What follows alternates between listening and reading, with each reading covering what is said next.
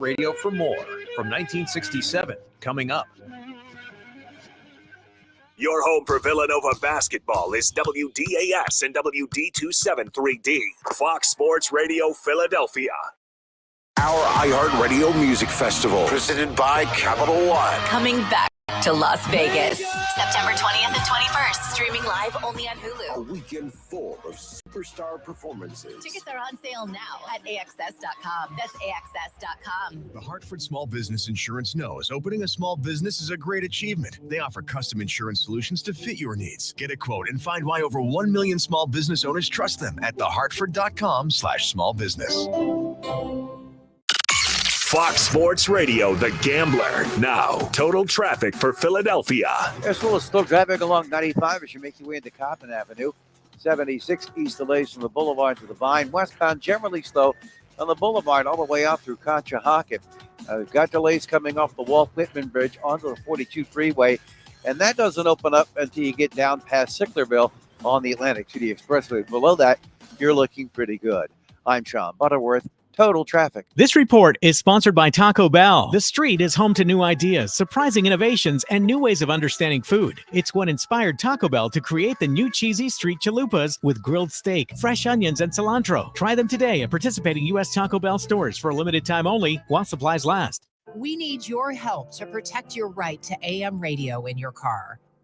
AM is always there in times of need with the key information for our community. The overwhelming majority of legislators support a bill to keep AM radio in cars, but time's running out. Please text the two letters AM to 52886 and ask Congress to bring this bill to the floor for a vote now. Message and data rates may apply. You may receive up to 4 messages a month. Text STOP to STOP, a message from the station. Hey, if you're listening to me right now, I have one thing every business needs most: attention. Think about it. We swipe and scroll past stuff all day, but when we're driving, cooking, working out, we're also listening. That's the magic of audio at iHeart. We're in your next customer's ears while they're living life and listening, just like you are right now. So get your customers to listen up today using radio, digital, and podcasts. Call 844-ADD-HELP-5. That's 844-ADD-HELP-5. Prescriptions require an online consultation with a healthcare provider who will determine if appropriate. Restrictions apply. See website for details and important safety information. Subscription required. Price varies based on product and subscription plan. Hey guys, did you know there's a generic form of Viagra that works just the same, but is 95% cheaper? And you can get it online? Go to hims.com/joy.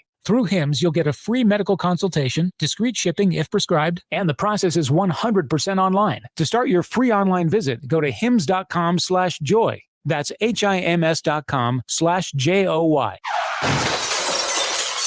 Hey, man, you all right? Need me to call 911? No, call Top Dog Law. Get top dollar for your accident at TopDogLaw.com. Once again, that's TopDogLaw.com. The Gambler. Philly's home for all things sports gambling. We want to talk right down to earth in a language that everybody here can easily understand. Time to get ready for the day's action. From the sides to the totals and everything in between, nobody does it better than the Tough Cover with Mark Henry, right here on The Gambler. Look in my eyes, what do you see? The cult of personality. I know your anger, I know your dreams. I've been everything you wanna be. Oh, the cult of personality. Like Mussolini and Kennedy. I'm the cult of personality. The cult of personality. The cult of personality. Hello and welcome to the Tough Cover Radio Show. I am your host, as always, Mark Henry Jr. You can follow me on Twitter at Mark Henry Jr. _. On the other side, my co-host, also on the ones and twos, pulling double duty over there, is Sean Bernard, my guy. You can follow him over at Sean_Bernard1. Sean, long time, first time in the studio together in a long time. How we doing? Yeah, it has been. You've been traveling the world, Mark Henry Jr. You got bachelor parties here, weddings here, been all over the place. So good to be back at the home base of Philadelphia. Definitely feels good to have a weekend where I have at least a little bit of time that isn't already meticulously scheduled out. So very, very happy and looking forward to being back in studio a heck of a lot more going towards football season. And we've already got our guy joining the show, one of our absolute favorite guests here on the Tough Cover, Luke Arcaney. You can follow him over at Arcaney Luke on Twitter. He is kindly letting us stream this to his Twitter. So shout out to Luke. Luke, how we doing? Doing great, Mark. Other than this unnamed baseball team for the last 2 weeks, been doing great. Absolutely fantastic. Yeah, absolutely, Luke. And it's good to have you talking to Phillies here. Obviously, the trade deadline coming up. So, Mark, where do you want to go from here? You want to dive right into the trade deadline talks? Yeah. So, Luke, I'll throw the first question at you as I scramble for a headset here because I'm a moron. I'll throw the first question at you, and I'll tell you, I can't believe the way that people are freaking out about this team right now when they're still, I might be mistaken, still a few games up here on the NL lead, not before we get into the NL East where we're 9.5 or 9 games up now. We are plenty of games up here in the NL. So, Luke, why do you think people are freaking out? Why do you think that people aren't taking a little bit of a broader view, looking at the larger sample size and understanding, it's a 162 game season. They still have the best record in baseball. Why are people freaking out? Yeah, because a lot of people that watch baseball treat it like a football season. And I've always said this, you have to treat football and baseball as two completely different sports. It's not a 16-game season where every week truly matters. Really, when it comes down to it, it's weird to say, but all 162 games don't necessarily matter in baseball. It sounds weird, but like it's okay to lose some games. They're 20 games over 500 at home still. They have a 3-game lead on the Dodgers for the best record in the National League. They have a multi-game lead over the Guardians still for the best record in the entire in all of Major League Baseball. They have a 107 run differential. They've scored over 500 runs this year. That they're only the fifth team to do that this year. All this while being 3-7 in their last 10 games. So while they've played a really bad stretch of baseball, they've now lost the last 4 openers in their last 4 series, and they still have a multi-game lead for the best record in baseball. So I'm not panicking. It's one of the lows of the beautiful game. It's highs and lows all year, and this is without a doubt probably the lowest low so far this year. But I'm not necessarily worried at all. No. Yeah, maybe I'm just such a psycho and so drawn to the stats and drawn to the numbers, looking at the playoff odds, looking at the standings, and it's just I'm able to kind of look at it 60,000 feet up and be like, yeah, this is why you start with the best record in baseball for 3 months, because this stretch happens to every team in baseball. You're seeing Baltimore not being able to close down games. You're seeing the New York Yankees have 2 hitters and they're 60-45 with the second best run differential in baseball. They've had a ton of struggles over the last month or two. You see, the Milwaukee Brewers now lose Christian Yelich. They've kind of cooled off a little bit as well. The Dodgers have had some pretty brutal stretches. There is no team in baseball that is infallible. And it's not like there's a team this year that's going to win 115 games. The Phillies are still the best record in baseball, as we discussed. I think people don't know how to react to a team this good because we haven't had it in 13 years. Correct. That's been such a big thing for me is the Phillies haven't been this good since 2011, right? Record wise and on pace throughout the season, at least. I don't think people, sort of like you said, people don't know how to react when a good team loses games. Like when you get so used to, the Phillies, they won like 20 out of 23 at one point. When a team goes 3-7 in their last 10 games, everyone thinks the sky is falling, right? And that is like legitimately the entire reason why you build an early lead is because baseball is a sport where, I said it back in March, like, I know they're going to lose, 8 of 10 at some point. Like it just happens. It's baseball. There's no other way to put it. The offense right now looks horrible. That's not what the offense is, right? This bullpen is struggling. That's not what the bullpen is. Last night, Christopher Sanchez didn't look himself. That's not who he is, right? It's just simply one of those ruts. I don't know how to explain it other than it simply just happens. Like, I mean, if you go down this right now, American League East, Orioles last 10, 4-6. Yankees last 10, 4-6. Red Sox last 10, 4-6. Guardians last 10, 5-5. Mariners last 10, 2-8. Phillies 3-7. Brewers 5-5. Like, struggles just happen. Like, they just happen. And like you said, there's not some big juggernaut team like a 115 win Dodger team like we've seen in the past where the Phillies have to worry about right now. Like, in the weirdest way possible, they have room to fail right now. And I said earlier to Sean, we were recording, I said there's no better time to do it, right? There's no better time to struggle than the weeks leading up to the trade deadline. And that's where we are right now. That's a great point. There is no better time to struggle. And I'm going to toss it to Sean to ask a question here. The one thing I'll say, but this isn't even like a question. This is just, I think there's a chance the 10-1 2023 Eagles have poisoned brains. Because I think people look at that. I think I absolutely agree. Like, I think that, I mean, that was epic, right? Like, that was an epic like collapse. Like, yes. Unlike anything we've seen. Yeah. And once again, it's the matter of the fact that people have to stop treating baseball like football. It's just not like, if the Sixers lose a game, everyone doesn't freak out. Like, it's a lot. Some people do, right? You know what I mean? Some people. It's a little more justified sometimes. But like, if the Sixers lose a game on a Tuesday night to the Detroit Pistons, everyone's not calling for their head, right? It's basketball. It's just one of those weird things that happens in basketball. This is 162 games. Like, it's like almost 7 straight months of, they have like 30 off days with over like 6.5 months. Like, it's absolutely bizarre. Like, it's just, you can't get caught up in like what's happening right now. And I know that sounds weird to say, but like they're 3-7 in their last 10, and their run differential is still 15 runs better than anybody else in the National League.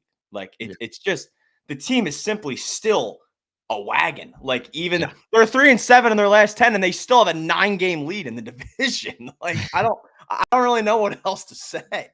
Yeah, and to bring up your football point specifically here, as you mentioned, 162 games in baseball, 17 in football. That comes out to about 9.5 games for every baseball game. Exactly. Translated to a football. So you should treat it as what we've just seen is these last 9.5 to 10 games, right? For sure.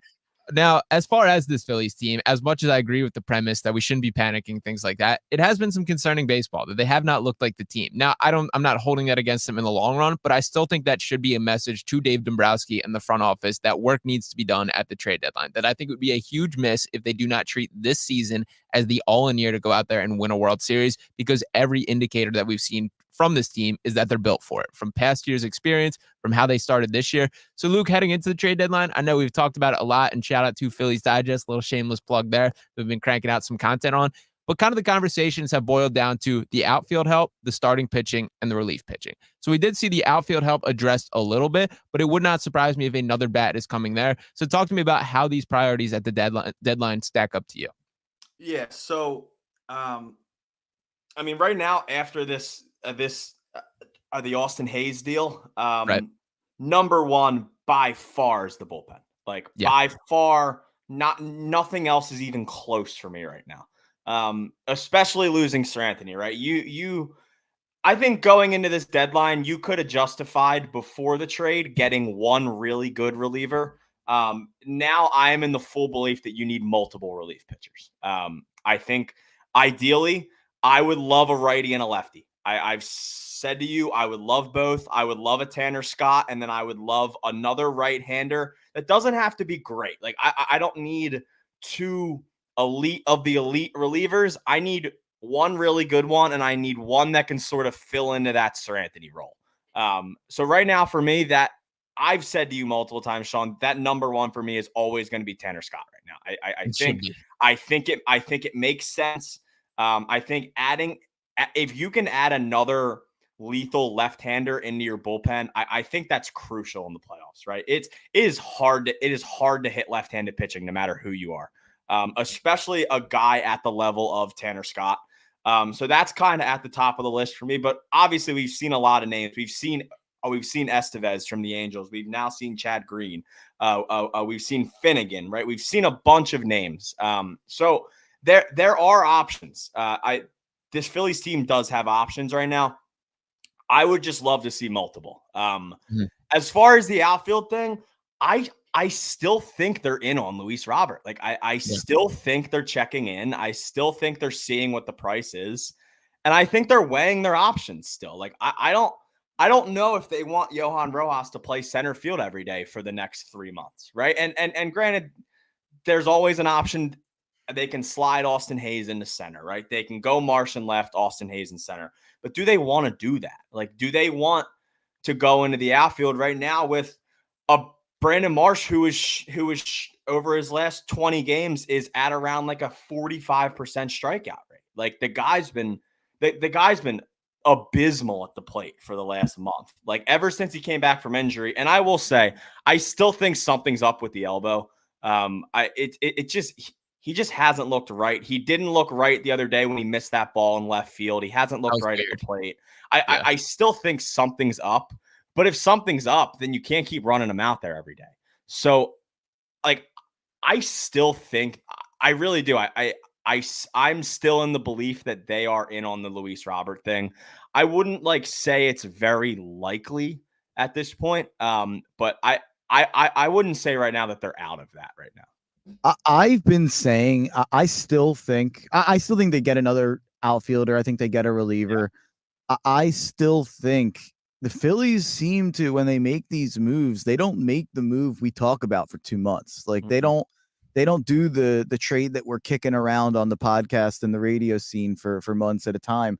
They kind of come out of nowhere and trade for a guy like Austin Hayes, or they kind of come out of nowhere and take the chance that they did on Brandon Marsh a couple of years ago, or they traded for Syndergaard, or it seems like they go for these guys who pop up out of nowhere.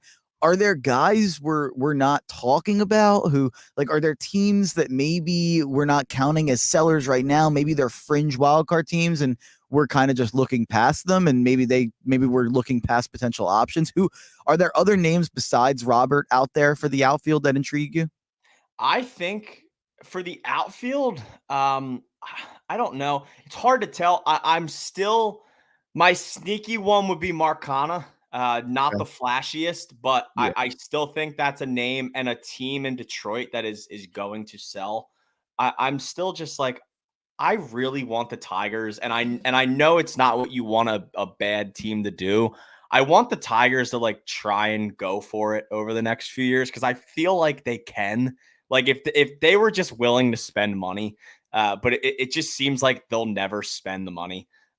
So that's kind of been a bit of a sneaky name for me as Marcana, but like there hasn't really been much. Obviously the Chisholm stuff still, but it doesn't seem like they're in on Chisholm. I would be shocked if they didn't at least ask the price on a Chisholm Scott package. I think it's at least worth an ask just to try and see where their head's at.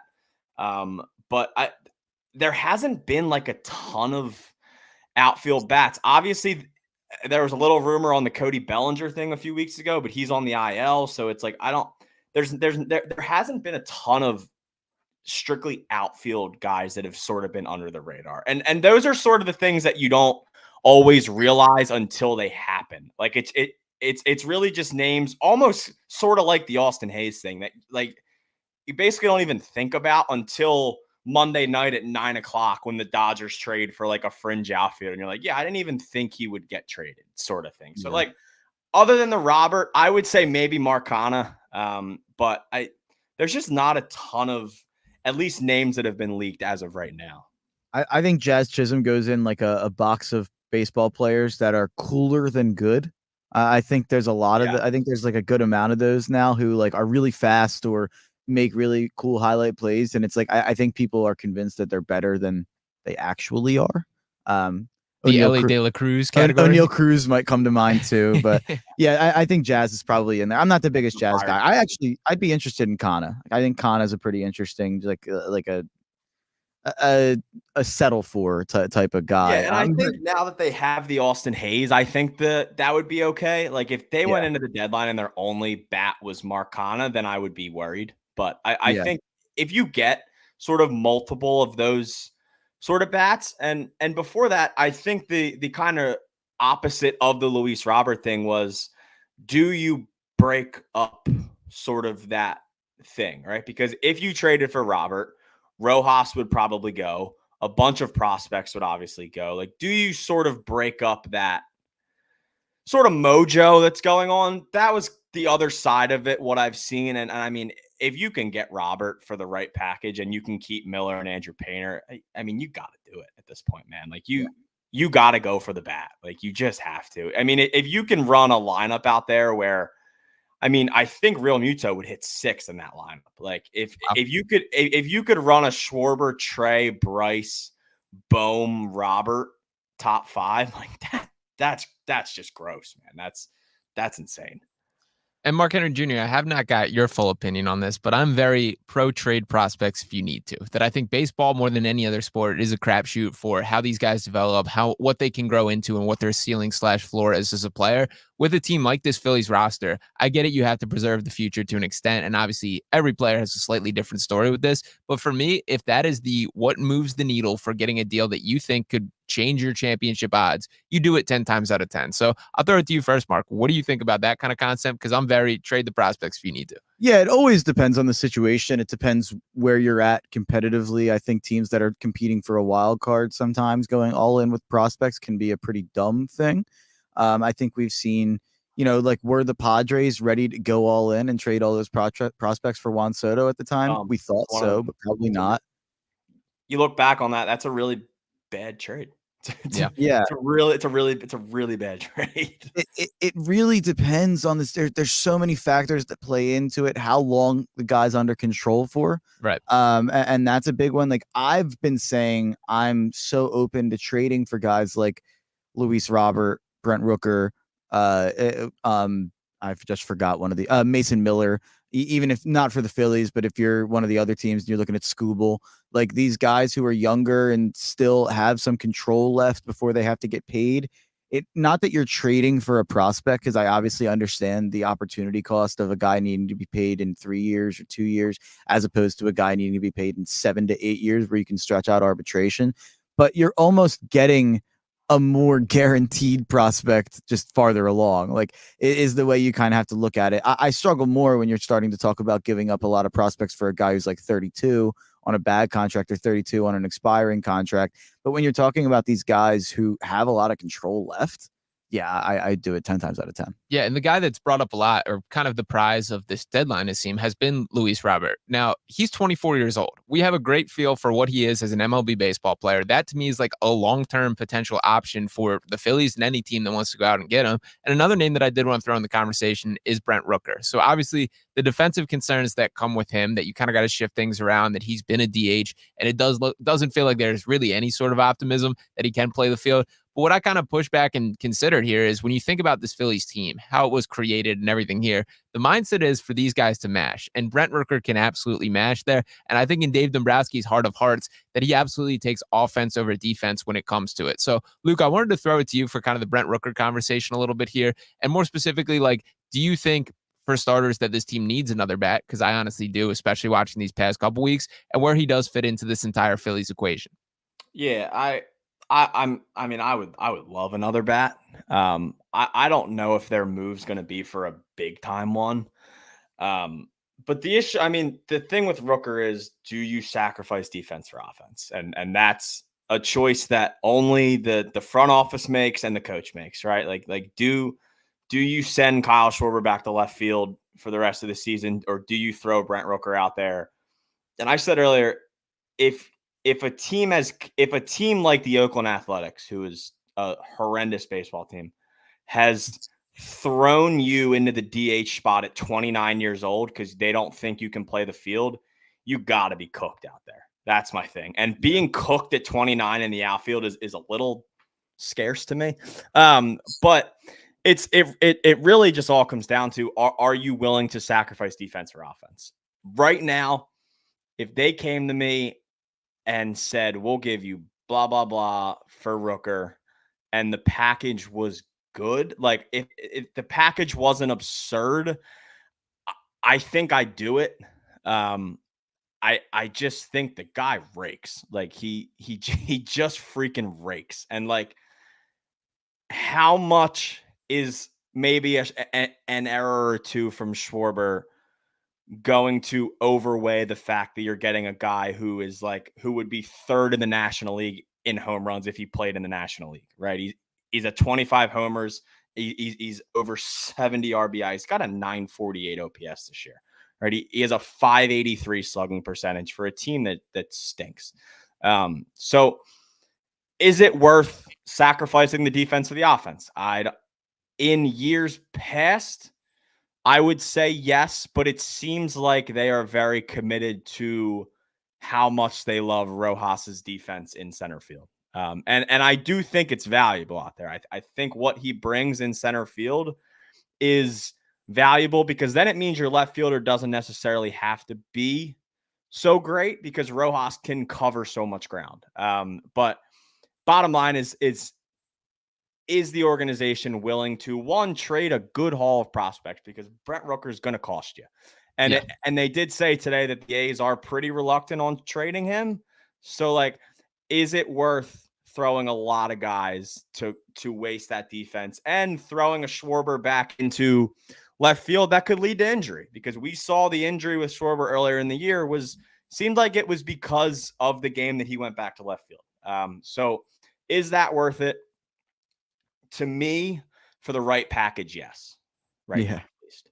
I agree. It's a tough. It's like, yeah, we did go to the World Series with Kyle Schwarber playing left field. It's one of the ones you just have to hope it works.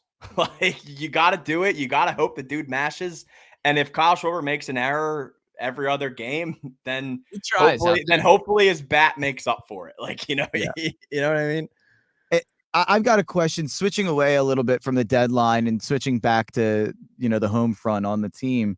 Bryson Stott has been so disappointing this season. And it's one of the weirder years from a Philly that I can remember, because it's not like, maybe you can correct me, Luke, if I'm wrong here. When I watch Bryson Stott this year, I don't think it looks that different than it looked last year. The results just aren't there. I haven't dove into the StatCast or the analytics on it to see what is really happening and what the big, huge difference is.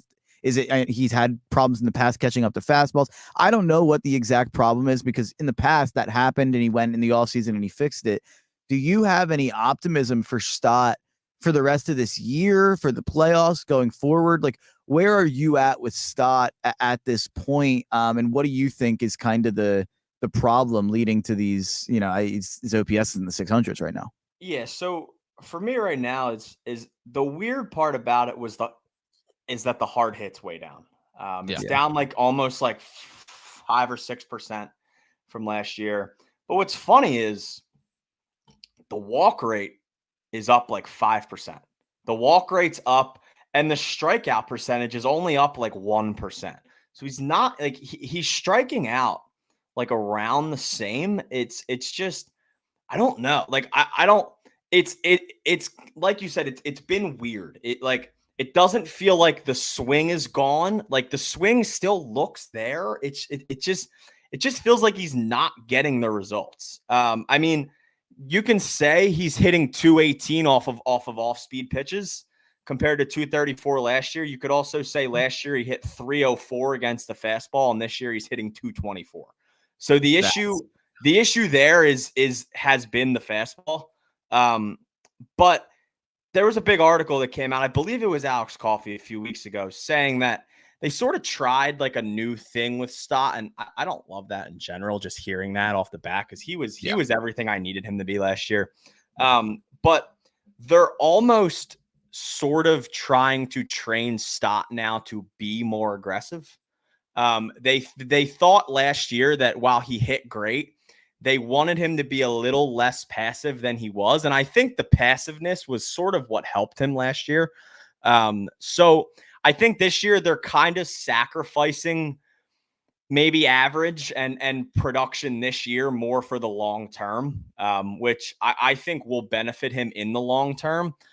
I think right now he's just kind of working sort of through some things that I think it just sort of takes time. He's working through I don't think they necessarily want him, because if you've noticed, I've really noticed it with Stott this year. Every single at bat feels like he goes up there, he takes the first pitch, he fouls off the second pitch, and then he's immediately down 0-2. And granted, he hit like 340 last year on 0-2 counts. So like the guy was a great 2-strike hitter last year. I believe he led all of baseball in 2-strike hits last year. So that's been something that he struggled with this year is really compared to last year. Once he gets down in counts, he's basically out of the at bat, right? He's hitting just over 200 this year on 0-2 counts. 1-2 counts, he's hitting 186 and 134 on 2-2 counts. So like he's not really getting that 2-strike approach. And realistically, he's probably going up there, right? It's an off-speed first pitch, and then they go fastball to him, and then he fouls a few off. And the issue is the guy's just blowing a fastball by him on the last pitch. And that's sort of where that's coming from. And he's hitting a lot of balls into the ground. So I mean, I really think it's one of those things he just kind of has to work through. And I think it's sort of an approach thing that they kind of wanted him to start to advance this year to then now move into the future with, I think. And it's interesting because when you think about like the Alec Boehm versus Bryson Stott thing, I think is interesting because I kind of had accepted last year that Alec Boehm is who he is. And if you'd asked me like if one of these guys was going to take a significant stride forward this season, I would have picked Bryson Stott 10 times out of 10 in that. So I'm kind of surprised that Alec Boehm has risen to the levels he has, the RBI king, the way that he's hitting the ball, everything else. And to see Stott kind of like left in the rear view a little bit, I think it makes him look worse by contrast. But the bottom line is this is a team sport that they all got to get the job done. And there's still a part of me that believes there could be like an upcoming second half breakout for Stott. We saw the home run last night, which he got absolutely a hold of that ball there. That was a nice sign. That was probably the hardest hit ball I've seen him hit in quite some time. So I'm still holding out optimism that this could be like a second half return. Do you feel the same? Or do you think, like you said, the swing doesn't look bad? You think this could be something where it all comes together? Yeah, I think so. And I will say this. One, he had a 3-hit night last night. So that was big. And not gonna lie, a lot of people didn't like this tweet. Last night after the game, I said that was a really, really ugly baseball game, but a Bryson Stott, Jose Alvarado, and Ryan Kerkering bounce back night all happened late. Moral victories, ? Ducks. So was last night a horrible baseball game? Yeah. But to see the three of those guys really get back on track, I think that's big. Like if you get a Stott now that maybe goes on a little run, and you get a good Alvarado that's starting to really come back, and Orion get out of the little funk that he's been in, that matters. Like I would I would sacrifice one loss for those three guys to be back. And if you wouldn't, you're absolutely absurd. Like that's go ahead, Mark. You're good. Oh, I'm sorry. No, go keep going. You're good. No, I think it's like at that point, if you lose a game like that, but if you get a Bryson Stott hit and multiple innings of no runs from Alvarado and Kerkering, I think that is, it's not a win, right? Because it goes in the loss column, but that's a bit of a win for me there. I don't know. Yeah. No, I totally agree. Speaking of tweets that people didn't like, I don't know if you know this, Luke. I am currently like, I'm wanted. I'm a wanted man right now. People on Twitter are not happy with me. Dancing on my own. I don't know if you saw this tweet. It's not your Flyers tweet still, is it? No. Well, that was a correct tweet, and I think I cursed the franchise with that tweet. Hey, Actually, Matty Mitchkoff coming over. I'm willing to uncurse them if their fans will apologize to me. I'll uncurse them. Mark Henry Jr., the new little bass god out here. Yeah, they have to apologize, and I'll let them have a franchise again. No, I'm joking. But the dancing on my own tweet, I heard the Robin version recently. Hadn't heard it in a long time. It was slower than I remembered. People I'll really be don't honest. like you. Holy crap. Oh, they are not happy. To be fair, I think I'm willing to. I think I'm allowed to talk about this on the show. I was personally not aware that the Robin Dancing on My Own song had such an importance to a community out there. So maybe the wrong community to upset on Twitter. I will just say, I'm on their. Yeah, I'm on their side for everything. So they don't know that. They're talking about how I vote and stuff, and it's like, well, I vote the way you want me to. So whatever. That's a whole other can of worms. But anyway, did the Phillies make the right choice in 2022 when Garrett Stubbs picked the Caleb Scott Tiesto version of Dancing on My Own? I'm willing to get you dancing as well. I'll ride that take with you all the way. Absolutely. They absolutely 100% made the right choice. You're not going to play a slow song in the locker room. Like, what are we doing here? Like, it's okay to like a remix. Like, can we stop? Like, no, stop it. Stop it. People want to send me to the gulag. I mean, it is pretty wild. Whatever. Yeah, because let me go win a playoff game and then rip a slow song in the locker room. Give me a break. No, they absolutely chose the right song. Mark, you are absolutely correct. Maybe it.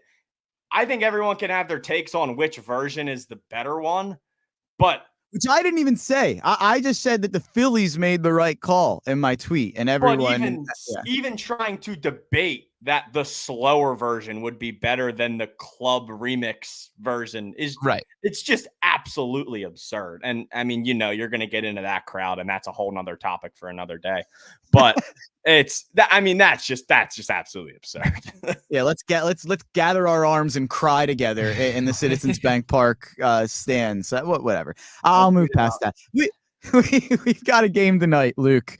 And I've got some bets on this Phillies game. I feel like I've been staying away from the Phils recently. Haven't been betting on a ton of their games. Do you like, before I give you what I have, do you like anything on tonight's game? I'm going to be completely honest with you, Mark. I haven't looked into it at all. Okay. But I'm going to look right now. Alec Boehm has hit Carlos Carrasco really hard. I would maybe look at Trey. Wow.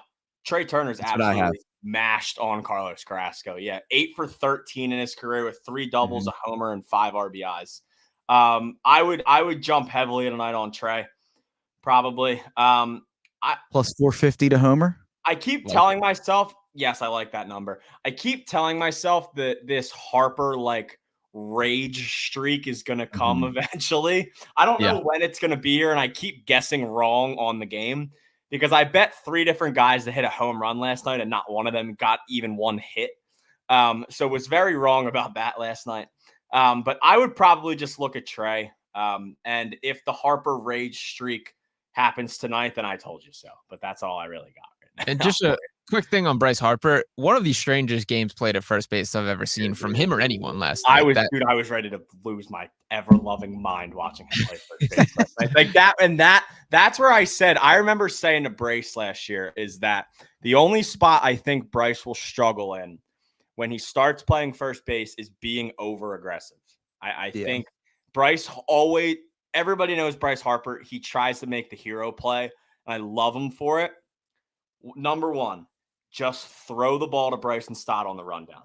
Yeah. Number 2, the first baseman doesn't go for the ground. Like, if it's in his zone, he can get it. I mean, he had to run 25 feet to the right to even try and dive for that ball. Just let Stott get it. You have a Gold Glove second baseman next to you. Just let him field the ball, run to first base, catch the ball. Right? It was a weirdly off night because he's not usually like that at all. Yeah. Yeah, very bizarre there. Real quick, for a question for both of you guys. Bryce is way better than Boehm at first, right? Yes. Alec Boehm stinks at first. Yeah. Yeah. And miles better than Reese Hoskins. Yeah, well, of course. Yes. I saw people saying, like, people were complaining about the Bryce first base thing last night. I obviously wasn't as locked in at the Blink game with my buddy Shane Gillis, next to me the whole night. So I wasn't as locked in. But I saw a lot of people complaining, and I'm like, what, do you want Bone playing there? Like, what's the alternative here? I think Bryce is mostly good at first, and I obviously saw the plays on Twitter, but yeah, I'm not worried about Bryce at all. So one last question for you here, Luke. What's your official prediction on what happens at the deadline? What if you had to give me what you think it happens exactly, who they get, what's the moves here? I'm gonna say I think they'll get Carlos Estevez. Okay. I think they'll get one more low-key reliever, not some big star. And then I think they'll get one more bat. I don't think it's going to be like a crazy bat. But I'll say this. If they got a Mark Canha, Carlos Estevez deadline from out of this, I think I'd be happy with that. I would love multiple bullpen guys. But if you can get an Estevez and add another elite right-hander, I mean, the guys walked 5 guys in 34 innings. If you can add that to this bullpen, I think that would be enough to really get them over the hump. I'm right there with you. Luke. But Luke, if it's Luis Robert, then I'm gonna do it. We're all in. We're parade I'm all in. And real quick, do you guys just, I haven't been on the air since the Phillies Digest announcements. So you guys just want to give everyone a preview of what that's going to be going forward and what you guys are up to already? Yeah, absolutely. So yeah, me and Luke chopping it up over on Phillies Digest. Shout out to Digest Media, cool little network out there on YouTube. But essentially, probably the highest tech and highest quality as far as some graphics and stuff like that I think you'll see in the YouTube game. But we're chopping it up with all the Phillies news. You can check down our breakdown on the Austin Hayes trade. Got a couple videos coming out today talking a little bit more in depth on Brent Rooker and a couple other moves that could be happening with this Phillies team. We'll be on it start to finish. So just check out Phillies Digest on YouTube. Pretty excited to get going and happy to have Luke a part of it. Yeah, I mean, Luke and Sean are the absolute best that we've got here at the Gambler and in Philly sports media in general. So everyone go and check out Phillies Digest with those two guys. They're killing it over there. Luke, thanks so much for coming on, man. Yes, sir. Thank you, guys. Always good to have our Phillies plug, Luke Arcani, on. We have, by the way, what an incredible Rolodex of Phillies guests we have on this show. True. I mean, obviously, we cover the. We don't even have to have it. I feel like part of the problem. You know what? We got Trilbro Dude too, though. Yeah, on the Sixers front end. And I was gonna say we don't even really need Sixers guests because we've got Sean Bernard in the building here, so it's like we've got a built-in one here. Trill's a great one as well. But you think baseball? We got obviously our main man Luke Arcani, Bob Wankel. We got the baseball bro Bob Wankel, and I think he came on last year. Alex Carr. Great Twitter follow over there on Phillies Twitter. I'll have to reach out to Alex. We'll have to have him on again. Chris Clemmer in the mix, even. Chris Clemmer, yeah. I'll have to reach back out. We haven't had him on in a while. Chris Clemmer. That was always fun to have him on. So let's real quick talk about my picks for the day. I've got a good amount of picks here, and I gave away my Hermo Strong player prop of the day. But at 410, I like the over in Braves Mets. Spencer Schwellenbach against Tyler McGill. Great name. Great name. McGill has really struggled, and the Braves have hit McGill really well. If you look at the BVP numbers, Schwellenbach has struggled lately as well. Mets lineup is hot in the streets right now, probably the hottest team in baseball. So give me the over at 8 runs in Braves Mets for 4 units. I'm going to skip the Phillies game. On to 710. I'm going with the Dodgers plus 125 at the Houston Astros. I get it. Ronel Blanco's been unbelievable. Houston's been red hot. The Dodgers, maybe a little bit more up and down than we think of when we think about the Dodgers. But if you're telling me I'm getting the Dodgers plus 125, I think I'm taking it no matter what. I think I'm at that point. You got Shohei. You've got Freddie Freeman. You've got Will Smith. You've got this loaded lineup, even without Mookie Betts. I think that you are absolutely fine to be plus money. I'm going to take you every time. And my best bet of the day, tied for my biggest bet of the baseball season. Still haven't had a 6-unit baseball play. had like probably 5 to 10 5-unit plays. This is adding to that collection. I'm going with the over at 8.5 in Nationals Cardinals. Jake Irvin on the mound against Kyle Gibson. Both guys sub-4 ERA, so they've both been kind of humming along a little bit here. But if you look at the BVP numbers, the Cardinals have hit Irvin pretty well. Nationals have hit Gibson very well over a lot of at bats. They've gotten a lot of chances against Gibson. Nationals, 2 of their last 3 games have had 15 plus runs. They've been an absolute over wagon as of late, the Washington Nationals. So going with the over there as well. And then the last game is the Phils. I do like the Phils today, -1.5 for 1 unit, +142. I think that's just a pretty high number. I know Cleveland's a good team. I believe in Tyler Phillips. I'm buying in on Tyler Phillips. That's real good. I think we have the pitching advantage here against Carrasco. He's got a 5.3 ERA. I think he's washed. I'm believing in Tyler Phillips. They do this once a year. We found Bailey Falter, he was good for a year. We found Chrissy Sanchez, he was good for a year. Now we've got Tyler Phillips, and I mean, at this point, I was talking to Luke off air.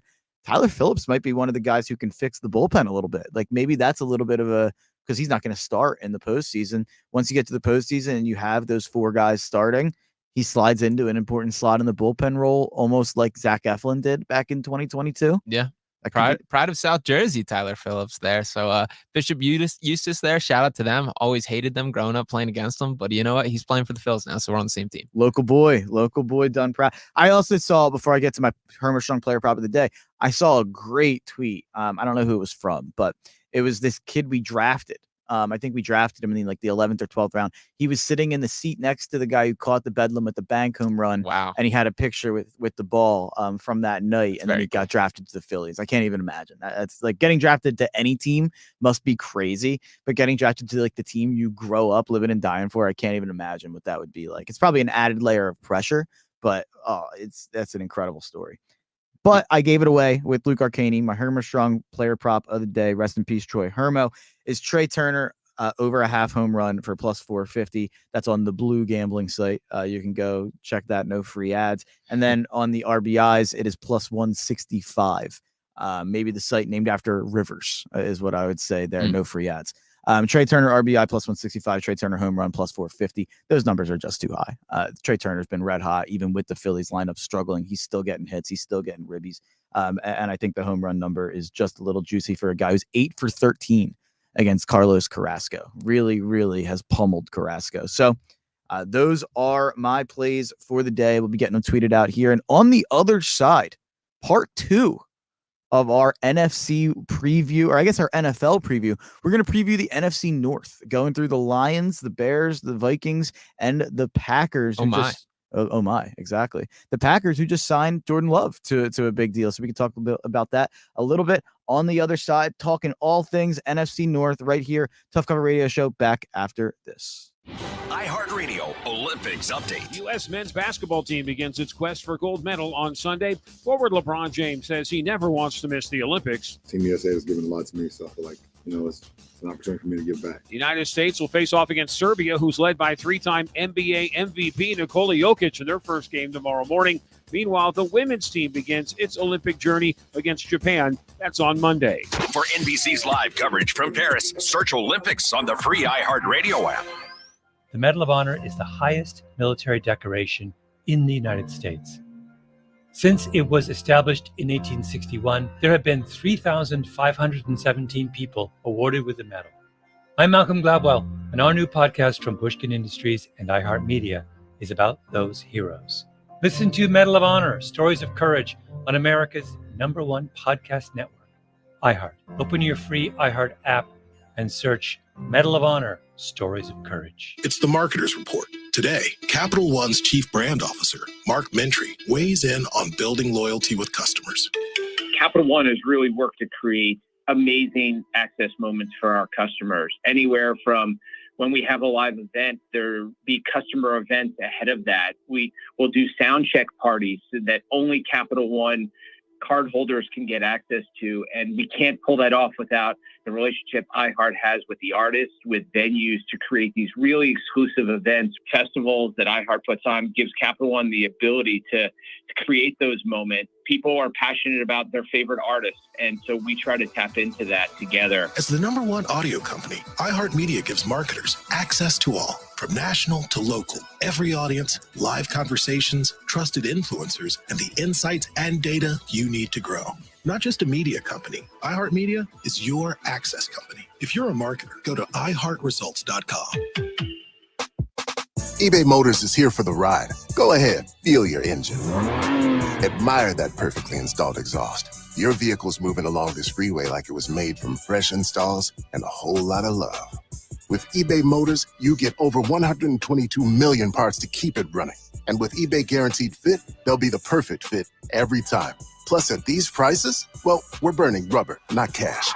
Keep your ride or die alive at ebaymotors.com. Eligible items only. Exclusions apply. Get immersed in new worlds and ideas with Audible. Explore an incredible selection of audiobooks, podcasts, and originals, all in one easy app. There's more to imagine when you listen. Sign up for a free trial at audible.com. iHeartRadio is live from Paris. The Paris Olympics underway. With NBC's coverage of the 2024 Paris Olympics. 24 hours a day, you can listen to live coverage of swimming, basketball, volleyball, gymnastics, and all your favorite sports. Plus, Team USA exclusive coverage from Paris. Bring the summer games with you from your phone to your car, on your Alexa, or wherever you listen. Open the free iHeart app now and enable push notifications for live updates from Paris. iHeartRadio, the exclusive audio home of NBC's coverage of the 2024 Paris Olympics.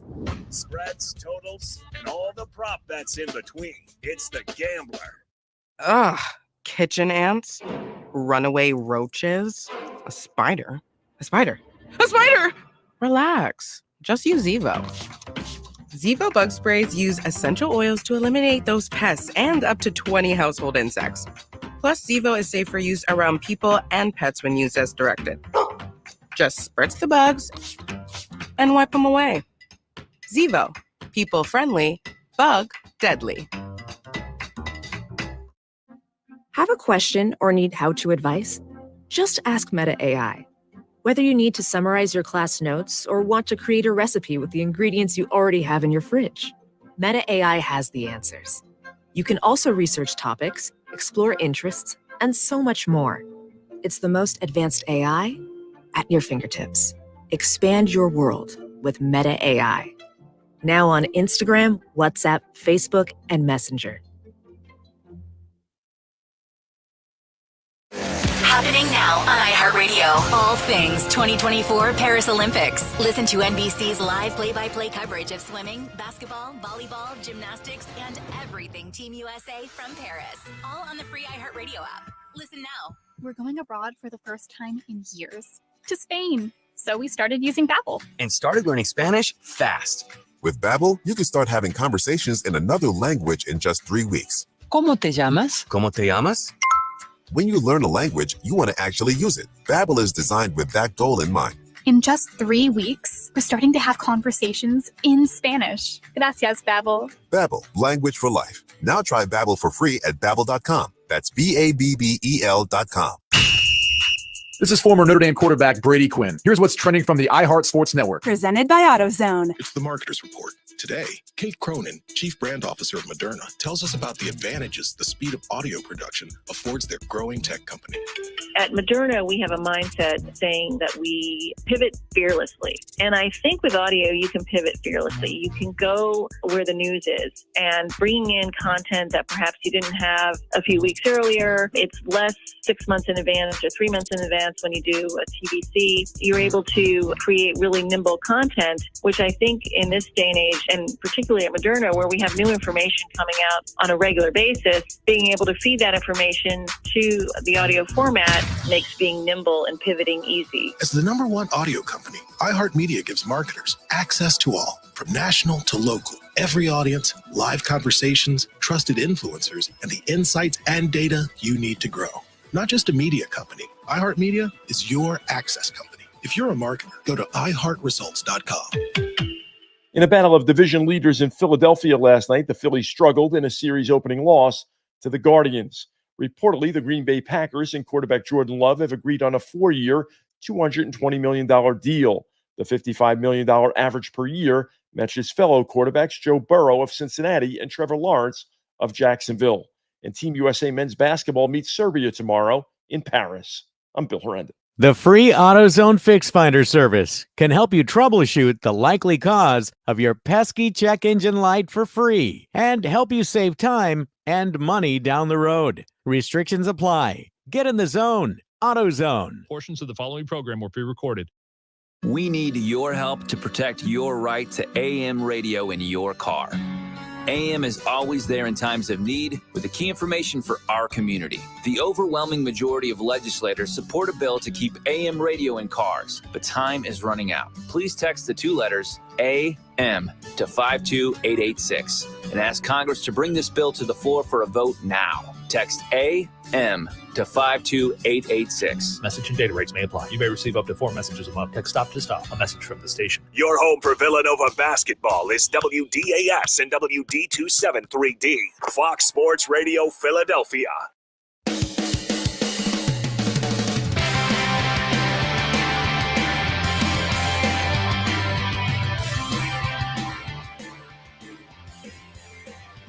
Welcome back to the Tough Cover Radio Show.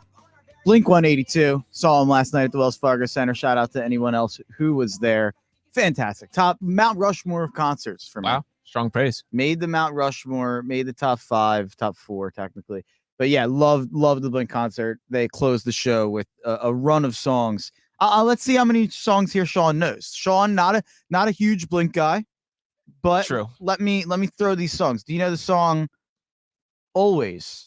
So my preface here is like that specific example was a song where you said it, I didn't recognize it. Yeah. I heard it and I recognized it. So I don't think I'm First strong Date? on these. First Date and what was the other one we just played? What's my Age What's Again? My Age? Recognize that one. Not ones that I could probably call up by name. Not really my my thing. Blink 182. I will say. They closed the show with Always, What's My Age Again, First Date, All the Small Things, and then Damn It, which is an Know that one. unbelievable run of 5. And you know All the Small Things for sure. Okay. All the small things. Yeah. All right. Yeah, it's one of those things you know more than you think, I think, once you start listening to them just from like video games from our childhood, honestly. Like they were definitely like a Tony Hawk, Madden staple. Big time. But yeah, Blink, they were unbelievable. Just I had to play them coming back from the break. But we're getting to football season here, Sean Bernard. This is the last show of the Tough Cover Radio Show season before we're in what I officially like to call fantasy football draft season. Okay. Once August starts, any weekend that happens, you are liable to have a fantasy draft on. For people like me, psychos like me, who are in 4 to 6 leagues, I got to get the Gambler League planned here to figure out when we're drafting, to be quite honest. But I have a punishment in mind for it this year too. Oh, we gotta do some stuff to get it more Juiced up, yeah. Juiced up for sure, more social media friendly. We definitely some stuff to do there with the Gambler League, and I think we can probably head that up here on this show and make sure that we can make it a thing. We tried in the playoffs last year. I thought that was fun. I think we brought Roy on, and Roy was going against one of us, and yeah, we had a fun bit in the playoffs. But we're gonna do more with that this season. But we're not talking fantasy. We're talking about the real thing today. We're talking about the NFL. We're talking NFC North. We're previewing a division a week up until the time where they will be kicking off in week 1. By the way, we are officially 1, 2, 3, 4, 5, only 4 more Saturdays, including today, until we have college football back on our television. Wow. in the 4th weekend of August. I cannot believe it. It's been a long summer. It feels like to me. I don't know about you, Sean Bernard, because you got the Paul George aspect of this whole summer that's made everything crazy. The Phillies they've obviously been fantastic. You're doing the stuff over there with Phillies Digest, but I can't ever remember feeling this much jonesing for football. I feel like I've talked about this 10 times this summer on this show. I am just consuming every piece of football content I can with the Giants clips out there from the Hard Knocks stuff. I'm watching these previews for the Bears Hard Knocks, watching more Eagles training camp videos and breakdowns than I usually do. Like maybe I'm just a psycho. I am ready for the NFL in a way that I don't think I ever have been in July. Yeah, my appetite has still been wet from the Paul George stuff, the Philly stuff. I can't lie. The Paul George stuff has made the summer. Also, going out to Vegas for Summer League, I've still got some basketball brain in mind for me. So I'll definitely get there. Will be looking forward to football for sure. But I haven't had this football like craving in the way that I think I've had at other points at this point in the summer. I'm dying for it. I am absolutely dying for it. And we're going to start off in the NFC North. We're doing the NFC North today. We did the NFC East last week. Me and Sean agreed on all four of our overs and unders. By the way, Roy Burton just chimed in. We need league fees and punishments in the Gambler League this year, gents. Could not agree more, Roy. Could not agree more. I think me and Roy might cook something up this year coming around with some fantasy content that we're going to do. Maybe we can even incorporate the league into that as well. But definitely league fees, definitely punishments, definitely more talking about it on air and on social media. A lot more that we're going to be doing with that league this year for sure. But let's start with the Detroit Lions. The Detroit Lions over under is 10.5 in the NFC North this year. Pretty much on every book you'll look at, the juice is differing, but Lions over under is 10.5. They are the favorite to win the division. Sean Bernard, I'll let you take this first. The Detroit Lions, where are you at with the Detroit Lions coming from last year? Obviously, the NFC Championship. They lose in a heartbreaking fashion to San Fran. Are you thinking that's just the start, more of the same, or are you thinking maybe they take a step back? Yeah, the team that I think was probably, in my mind, the biggest surprise and probably like biggest positive surprise last year across the NFL world. Very cool to see them take the strides forward that they did. I like this Lions team a lot. They're a very likable bunch, from Jared Goff, a guy like Jahmyr Gibbs, who I think is going to take a stride forward this season. Amon-Ra St. Brown, absolutely the real deal as a wide receiver, a guy who deserves to be mentioned amongst the top names in the league. Aiden Hutchinson holding things down on the defensive side of the ball. I do think their defense improved.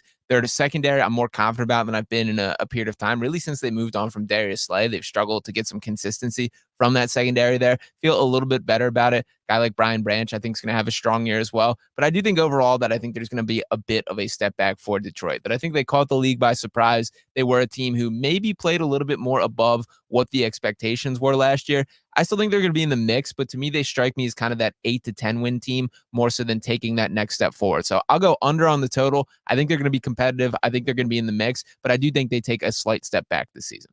Yeah, it's really hard for me. This is one of the harder teams in the league for me to try to really talk about intelligently, because you run through the roster. I mean, you just brought it all of it up there. Goff has been really good. Jahmyr White's going to take a step. I think David Montgomery has been really good as a second running back. Amon-Ra St. Brown has been unbelievable. Sam Laporta being drafted as the number 1 tight end in fantasy this year over Travis Kelce. The O-line, maybe the best in football. You have a front seven that really stepped up last year. Aiden Hutchinson, obviously one of the best pass rushers in football. And they devoted their entire draft to fixing their need in the secondary. Yeah. So all of that would tell me, like, this is a team I should be buying in on. This is a team I should be saying can win the Super Bowl. And not even to mention, they kept their offensive coordinator. They kept their defensive coordinator. They kept Aaron Glenn on defense. And more importantly, they kept Ben Johnson on offense, one of the best play callers in the sport, who I think a lot of teams will regret not hiring over who they chose this offseason. But I still tend to agree with Sean. The 10.5 number is one of the best numbers, I think, on the board this year, because I have them. I keep going back and forth. Do I put them at 10 wins? Do I put them at 11 wins? Because I'm really high on 3 teams in this division. I think 3 teams make the playoffs from the NFC North. So that means inherently that I think their win total gets driven down just a little bit. So I'll go 10. I'm gonna go under as well, even if it's not a confident under. That you could easily sway me to 11 wins there. I don't have much qualms with what they've done this offseason at all.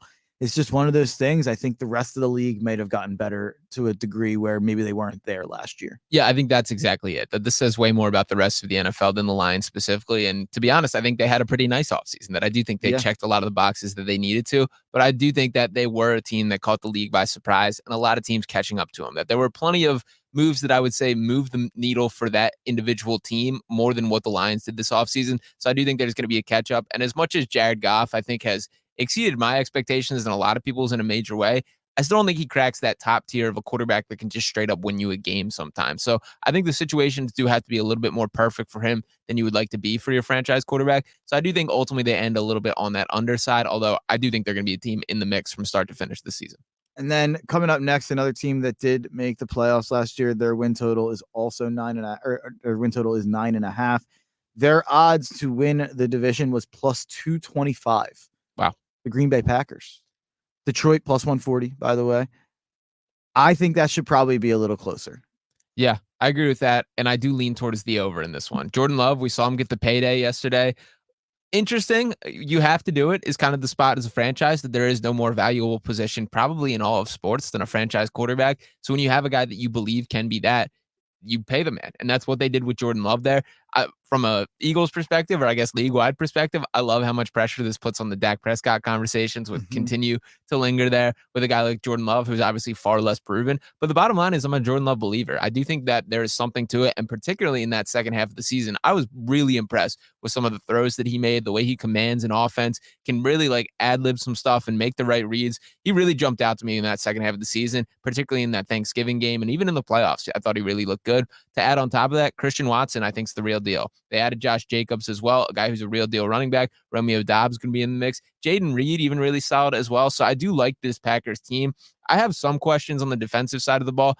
It feels like, I don't know, maybe not the identity that I feel like they should have. They still got guys like Preston Smith and teams like that, but I just don't have that like defining trait of they're going to be awesome in this category defensively. So I do have a little bit of concern there. But the bottom line is I think this is going to be like a really valuable year for Jordan Love, where he takes the team where he now has a little bit of expectations on his plate. This is now the time we're going to be pushing for the division to win some straight up games. But ultimately, I think he has some success. So I'll go with the over, and I do give the Packers a really good chance of winning this division. I'm also going with the over, and the biggest addition of this offseason in this division, I'd argue. This might be a crazy, well, Caleb Williams, so never mind. I'll take it away. The biggest free agency addition of this offseason in this division, Xavier McKinney to the Green Bay Packers. I think he's being paid as the highest safety in the NFL now, and I think he's in the conversation for best safety in the NFL. I really do. And I think the Giants lost their best defensive player to the Packers and their best offensive player to the Eagles. We talked about that last week, but I think the Packers made a great ad there with McKinney. The weird thing about the Packers, and I noticed this so me and Shane Half every year in the offseason do this exercise called our expansion exercise, and we go through every NFL team and we protect 5 players on offense, 5 players on defense. And that'll give you an idea of how deep a team is on offense and defense, because you go through all the players you could consider. And with the Lions, you're like, man, it's Goff and Gibbs and Amon-Ra and Laporta and Penei Sewell and Frank Ragnow, all these guys on the O-line. With the Packers, it's like Jordan Love. And then it's kind of like everyone's the same. Like Josh Jacobs, I like Josh Jacobs. I think people are too low on Josh Jacobs in the fantasy community. People are really killing him. He was really inefficient last season. I think it was probably a bad situation. So I think Josh Jacobs will probably look better than Aaron Jones did in that Green Bay offense. I don't think much better, but I do think better, and Aaron Jones couldn't stay healthy, which is the main problem. And when he went out, their backup was terrible with A.J. Dillon. Besides that, you have Jaden Reed and Christian Watson. I actually think I prefer Reed a little bit. Really? I think I like Reed a little bit. The problem with Watson, he can't stay healthy. That's true. He can't stay healthy. I do like both. I like both. They're both guys. talented. Definitely both talented. I don't think either are top 25 receivers though. Yeah. So it's an interesting group. And then they have Dontavian Wicks, who really stepped up last year too. Another guy, probably like a top 50 receiver. They have like 3 top 50 receivers instead of a top banana. And they have Rashawn Gary. They have Preston Smith. Like they have some guys on defense, like you said. The difference between them and the Lions is I think they have a chance at an elite quarterback who raises the level of every other player on the team. Yeah. And here's what I'll say, and John Jansen's not going to like this. John Jansen's not going to like this. And I don't even mean it as a slight to Trevor Lawrence, because I love Trevor Lawrence, and I think Trevor Lawrence is a top 10-ish quarterback. Heavy on the ish for sure. The Jordan. Speaking of the man. Oh, there he is. Oh no, he's not. He came. That's crazy. Yeah, that's crazy. You heard Trevor Lawrence and appeared. I think what just happened there. I said John Jansen's not going to like what I'm about to say as he popped up. That was literally out of a movie right there. That was like long legs material right there. It's popping up behind me in the mirror. But I said Jordan Love and the Green Bay Packers, it's kind of a similar roster, I think, makeup wise, to what Jacksonville has, where it's a lot of players who are solid, but I don't think Trevor Lawrence has any blue chip guys with him at all. I kind of think it's the same with Jordan Love. Now you can debate, is Christian Kirk better than Jaden Reed or Christian Watson? I think it's kind of close. I think it's kind of, half a dozen in one hand, six in the other. Travis Etienne and Josh Jacobs. I think it's close. I think I want to see one of Jordan Love or Trevor Lawrence take the team that they have. That's probably a 9 or a 10 win team. If we're looking at the roster, 8, 9 win team. And I want to see them make it like a 12 win team. I want to see them take the step, and I'm betting on both of them to do that this year. And that's why I'm going over 9.5 here with the Packers. The Lions, better roster. Yeah. Hard to debate that the Lions don't have a better roster top to bottom than the Packers.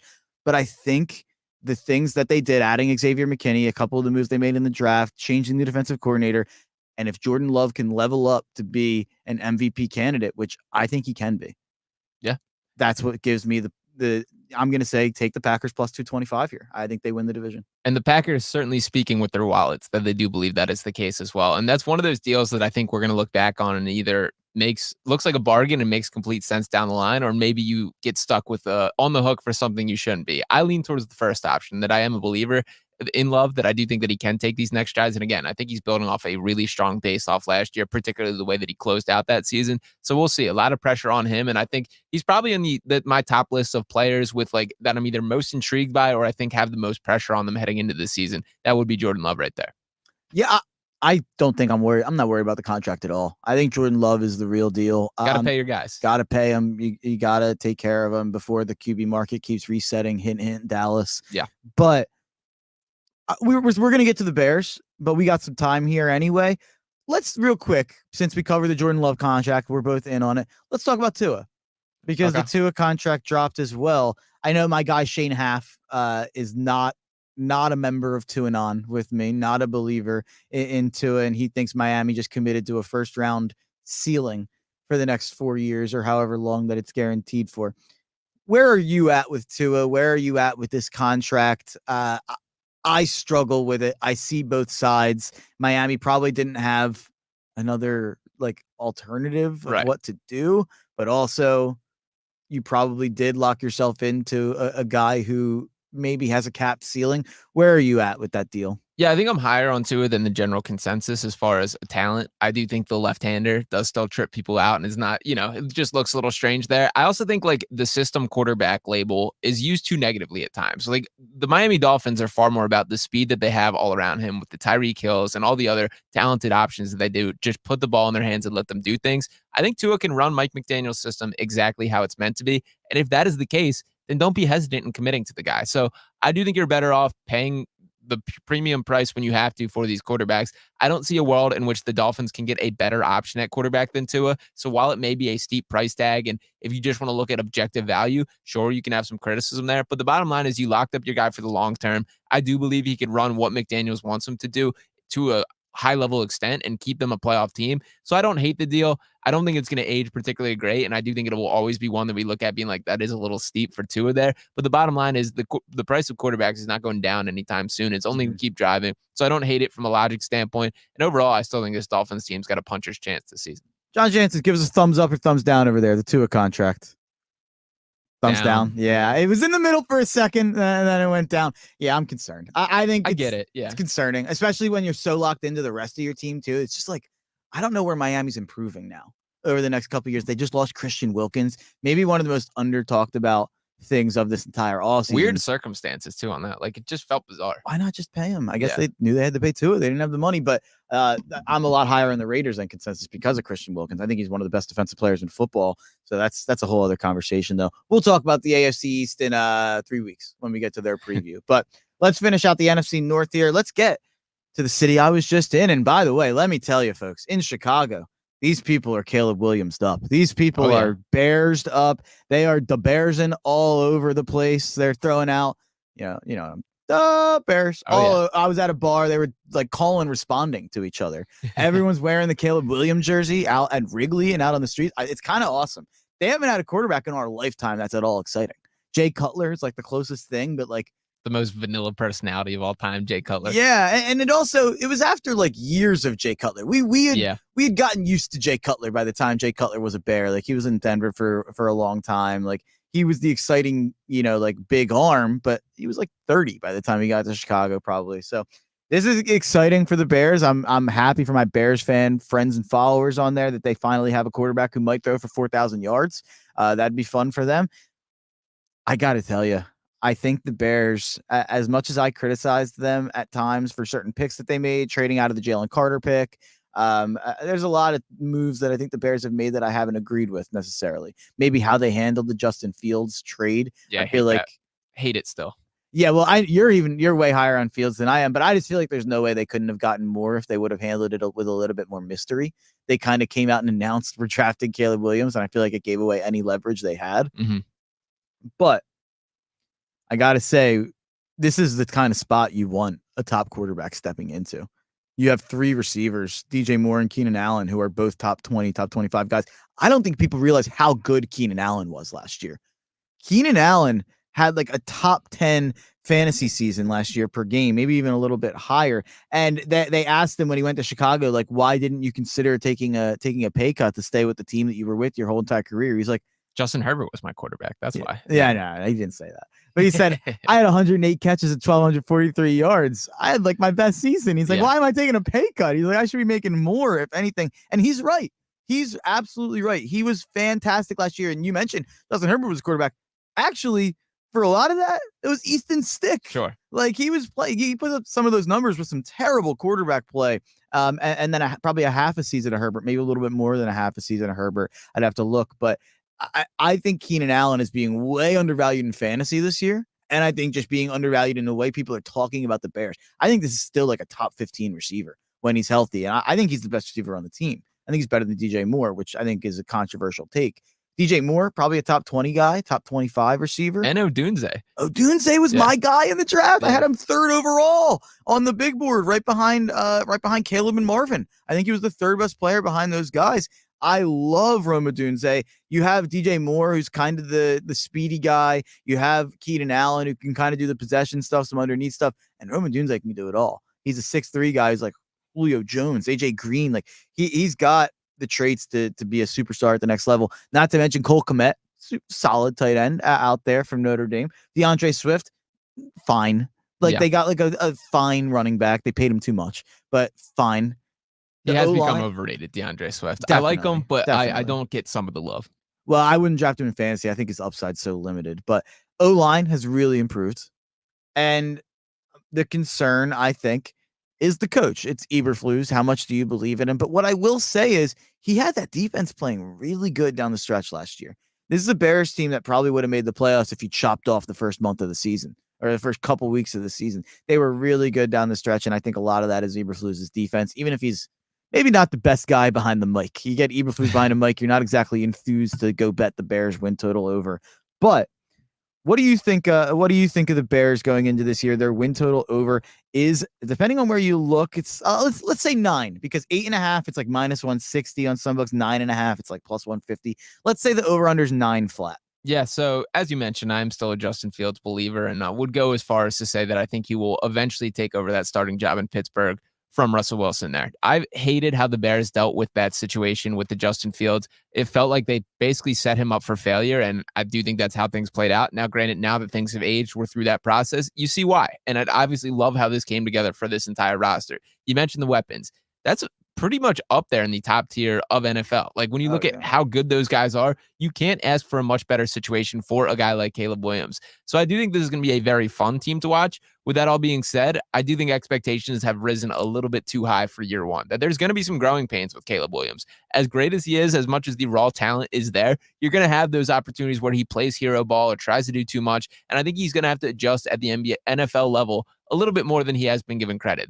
Yes, he is this great prospect, this hypothetical number 1 pick guy that can step in from day one. I think that's all true, but it doesn't mean he's the perfect prospect, that he's got things to work on. And I'm a little more concerned about the way things translate than I think generally. I also won't lie. He has rubbed me the wrong way with some of the stuff. I appreciate the confidence. I love some of, when you carry yourself this way and you play well, it works. When you carry yourself this way and you don't, all of a sudden it falls apart pretty quick. It's kind of how I feel like that. So I can't help but thinking the expectation have risen a little bit too rapid for my mindset for the Chicago team. I do think they go under in year one. That is not to speak that I don't think in the long run this team is moving in the right direction, but I think I pencil them in as more of a 6 to 8 win team type in that range than I do see them making a true playoff push from year one. I think they win 10 games. And by the way, they're minus money to make the playoffs, the Chicago Bears. Crazy. They are favored. They're minus 115 to make the playoffs right now. They are plus, let me get the right number here. I believe it's 350. Plus 350 to win the NFC North. You have the Lions at plus 140, you have the Packers plus 225, and the Bears are plus 340. So the Bears are plus 240 right behind them. So let me throw this question at you. What's the percentage chance? I'm going to throw it to John Jansen. I like having someone off camera just that I can lob things. You want to come on camera over here, John Jansen? That's a no. That's a no. So we'll leave him off camera.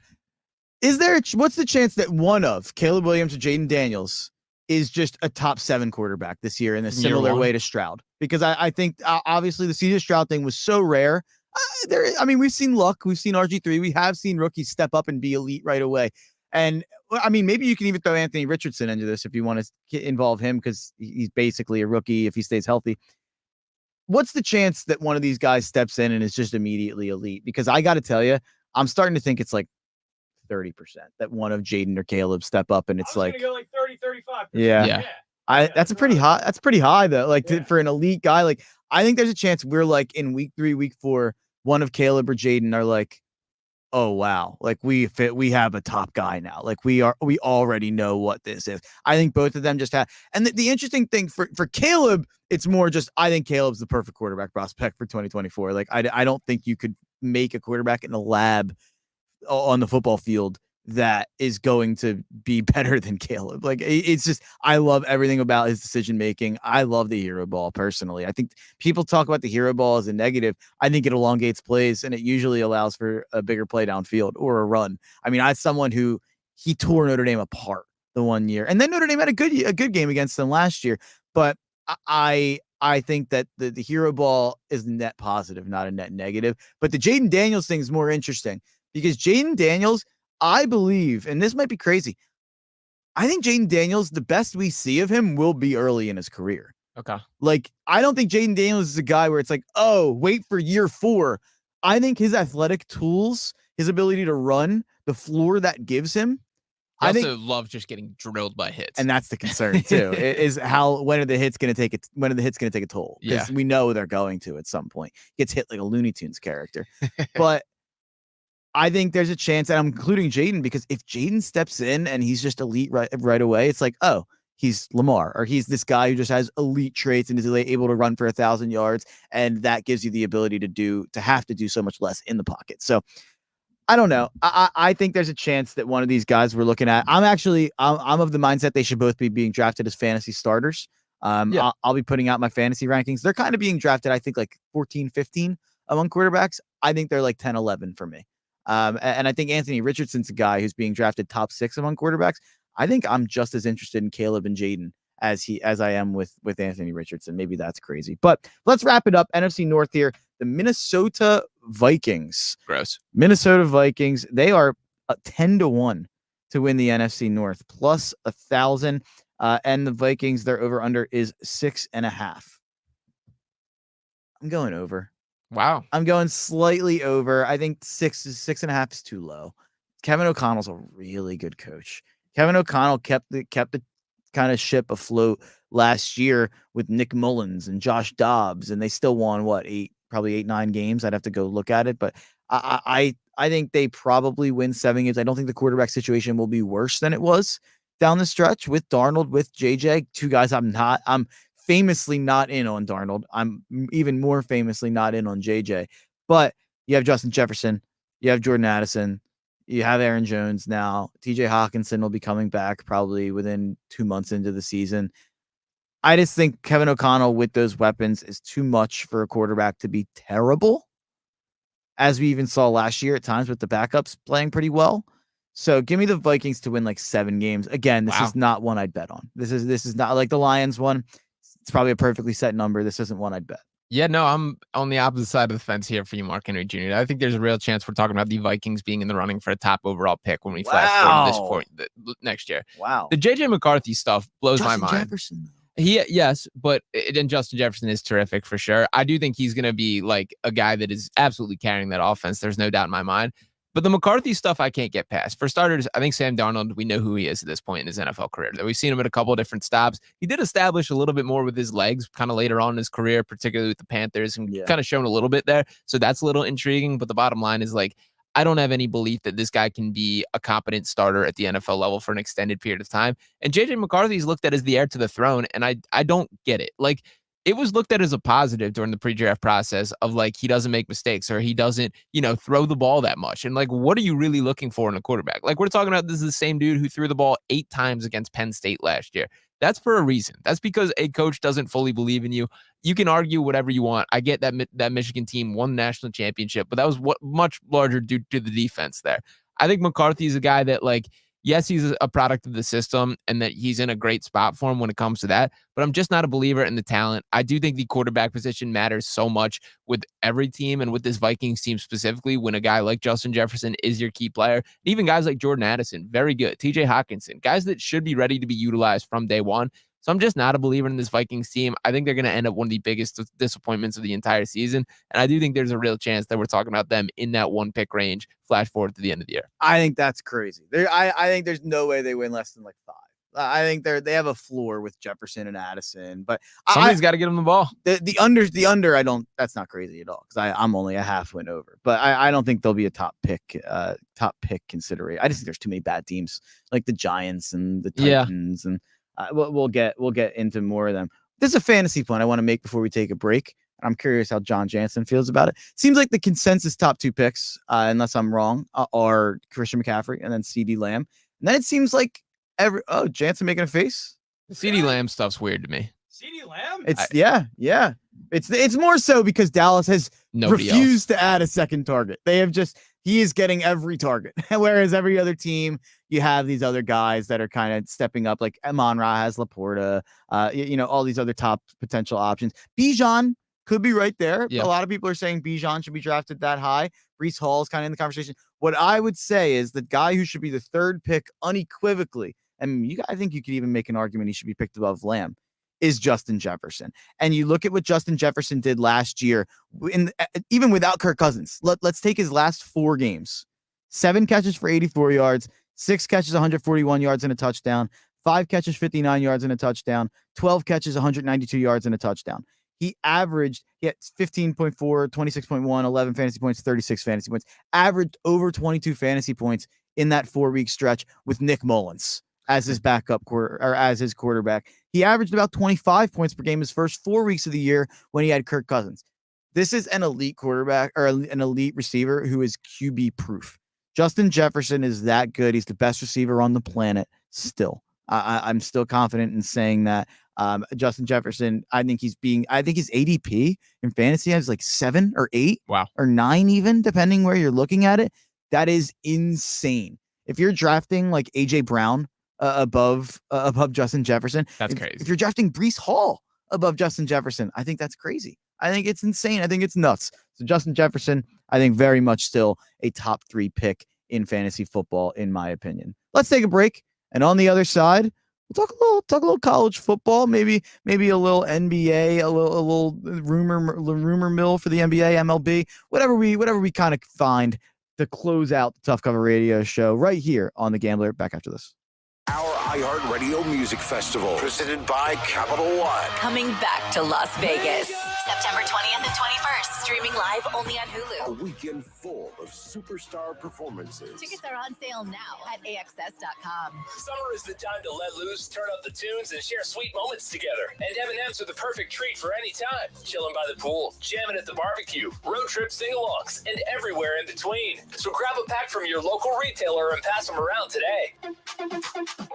Fox Sports Radio, The Gambler. Now, total traffic for Philadelphia. Lots of extra volume. First of all, on the eastbound Schuylkill Expressway, stop and go, we'll call it, in varying degrees between the Blue Route all the way into the Vine Street Expressway. If you're westbound, big jam up here, the boulevard through Belmont. Further west, the off-ramp to Conshohocken is partially blocked with construction. And then from that point on through Gulf Mills, you're extra slow in terms of volume. Meanwhile, northbound 95 extra clogged up with a roving crew blocking the right lane. Highland Avenue on through the Commodore Barry Bridge. North from there, you're jammed up Allegheny through Bridge. Eric Hurd, Total Traffic. This report is sponsored by Bank of America. Bank of America has powerful digital solutions for local and global businesses, so you can make every move matter. Visit bankofamerica.com/banking for business to learn more. Bank of America, N.A., copyright 2024. It's the Marketer's Report. Today, Kate Cronin, Chief Brand Officer of Moderna, tells us about the advantages the speed of audio production affords their growing tech company.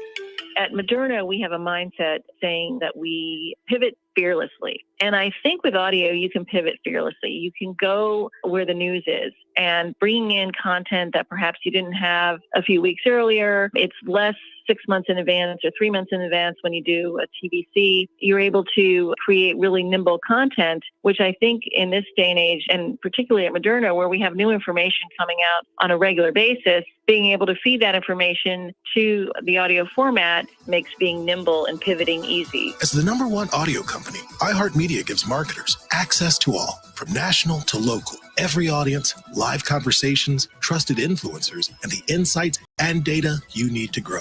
Not just a media company, iHeartMedia is your access company. If you're a marketer, go to iHeartResults.com. Thanks for calling Discover. This is Diego. Hi, Diego. It's Jennifer Coolidge. I just want to say your cashback match makes me feel so special. It really inspired me. That's great. Doubling the cashback you've earned at the end of your first year is what we do. Well, I'm doubling everything now. Double dating, double dipping, double feature, double header, double whammy. Basically double or nothing. You earn, we match. Discover Cashback Match. See terms at discover.com/credit card. Hey, man, you all right? Need me to call 911? No, call Top Dog Law. Get top dollar for your accident at topdoglaw.com. Once again, that's topdoglaw.com. If you can wager on it, we're talking about it. It's The Gambler. Open up the champagne, pop. It's my house, come on, turn it up. Hear a knock on the door and the night begins. Cause we've done this before, so you come on. Welcome back to the Tough Cover Radio Show right here on The Gambler. We've got Sean Bernard on the other side closing it down with me. John Jansen's in the room. He'll chime in off mic, off cam. Oh, no, you can see him. There you got it. You got a little peek at John Jansen. But let's talk. We kind of previewed it there a little bit. I don't think people know what's going on with fantasy. I feel like I've been talking. I've been at bachelor parties the last 2 weeks. Been with guys who play fantasy football. I feel like these guys aren't checking fantasy the way they used to be. It's gambling. I know it's taken over, and they'll be into it once the draft comes, once the season comes. Yeah, I might be one of those people right now. Well, yeah, most people are. Yeah. I think most people are. But like I said, this is the last Saturday before we are officially in fantasy draft season. August is officially fantasy draft season, and I want to get people up to speed a little bit here. So I decided let's read off the ADP for fantasy football, and I'll give you some takes potentially on some guys who are overrated, maybe underrated. But let's use Fantasy Pros. They take everything into consideration here. So #1 is Christian McCaffrey. He's going off the board first. I think that's the correct decision. We all know the kind of workload he commands in San Francisco. And I don't think anything's changing there. I've heard some people say, oh, well, Elijah Mitchell will be back this year. Maybe he gets a little less work. I don't think so. I just don't think that's the case whatsoever. Actually, you know what? Time out from the fantasy real quick, because the 49ers came up, and this is a point I wanted to make, but I didn't get a chance to kind of fit it in here. There is so much talk about the Eagles and the Hurts-Sirianni relationship and who was the fault for the offense and are they going to fall apart again this year? And I feel like there's so many people out there, like their hot take is like, oh, the Eagles are going to be bad. And everyone's talking about the implosion factor, and everyone's taking consideration last year's Eagles team. It feels like the Cowboys and the 49ers are steaming towards like pretty franchise altering decisions and franchise altering kind of contracts to be handed out or not handed out. And no one's talking about it. No one's talking about how Trent Williams isn't there. No one's talking about Brandon Ayuk's demanding a trade. Like Deebo Samuel speaking out against the team for not paying these guys. Like the Cowboys, like,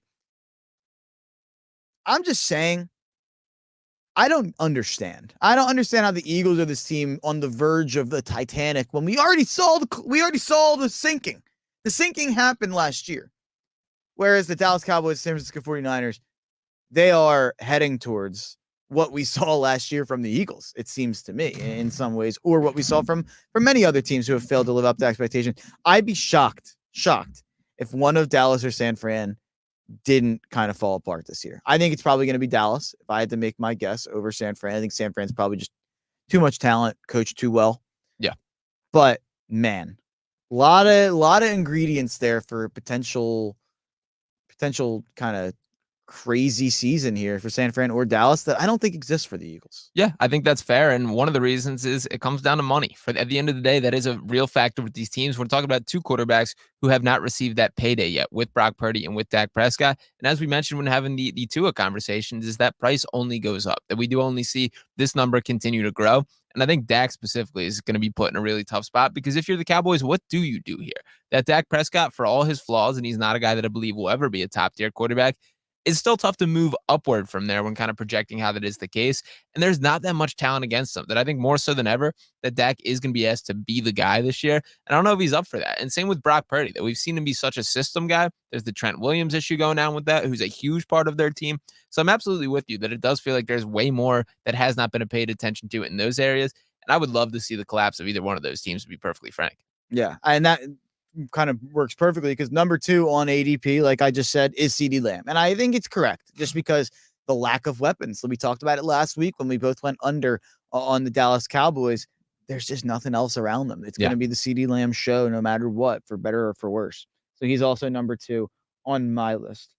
Number 3 on the ADP for Fantasy Pros here is Tyreek Hill, who I'm fine with that. It's not who I would put 3. I have him 4th. But Tyreek Hill, I think, he is what he is. We know what to expect at this point. He'll win you weeks. Hill. Absolutely. Yeah. Absolutely will win you weeks. And he did it in Kansas City.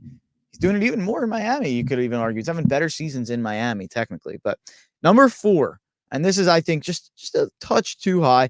It's Breece Hall. They have Breece Hall number 4. They have him as the number 2 running back. He's my number 4 running back, and I have him at number 8 overall. So I think that 4 is a bit high. And this is another guy who's a bit high, coming in at number 5. A guy who I think we have to start having conversations about if he's a top receiver. It's Jamar Chase. They have Jamar Chase at 5 overall. And you look at Jamar Chase, he was not great with Jake Browning. And I know Jake Browning isn't Joe Burrow. The last 4 weeks, he had 6 points, 10 points, 7 points, 6 points. And before that, 25, 8, 23, 9, 12, 31, like super inconsistent in a way that we just don't see with Tyreek Hill. We don't see with Justin Jefferson. It's true. We don't see when AJ Brown is going the right way. Like, I can say this pretty certainly. I will not have Jamar Chase in fantasy this year because he's 11th on my list and he's being drafted in the top 5. I will not have Jamar Chase. I'm at peace with that personally. A guy I will have plenty of, I think, if I get put in the right spots, is Justin Jefferson. Justin Jefferson's coming in at 6th here behind Jamar Chase, his college teammate. I think that's crazy. I don't get it. I think people look at the quarterback situation too much and it's like, oh, let me rank the receivers just based on quarterback. And Jamar has Burrow and, Justin Jefferson has Darnold and JJ. So it has to be Jamar. But I don't think that's fair. I think Justin Jefferson is a far better receiver than Jamar Chase. Is that crazy to say? No, I don't think that's crazy. And I think your head's in the right spot with pretty much that whole breakdown. Also, Slim Shady Joe Burrow showing up to camp. So yeah. Who knows if that impacts things a little. I don't think a great look for him. I think that was a mistake on the Joe Burrow part. So that might be negative points across the board there. By the way, that Bengals schedule this year, whoo, doggy. That is a tough schedule. It is going to be a brutal year they're going to have to play some really good teams to get to a good record in an incredible division.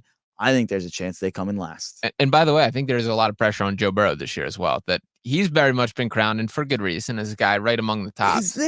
Do people put pressure on him? That's my question. Well, that's kind of my point. Is I think Yeah. there should be. I think I like, agree there should be. I think he does not deserve to be the unquestioned top 5 NFL quarterback at this point. I think I need to see it from him this year for me to cement him amongst those top names that we do talk about. Yeah, no, I totally agree with you. I couldn't agree more. Number 7 on the list is Bijan Robinson. I have Bijan number 6. So I think Bijan, I just didn't realize how good Bijan was in the passing game last year. In a season that I think a lot of people would characterize as a disappointment. Only 4.6 yards per carry, only 4 touchdowns, ran for under 1,000 yards, only got 214 carries. He had 58 catches for 487 yards and 4 touchdowns. Not enough explosiveness there. But if you can up that to 70 catches, which I think he's going to just play far more. Yeah, they used him pretty cautiously last year. Don't get me started. Arthur Smith. Arthur Smith's a moron. But I think you get him to 70 catches. I think naturally the explosiveness will go up, especially with a real quarterback there with Kirk Cousins.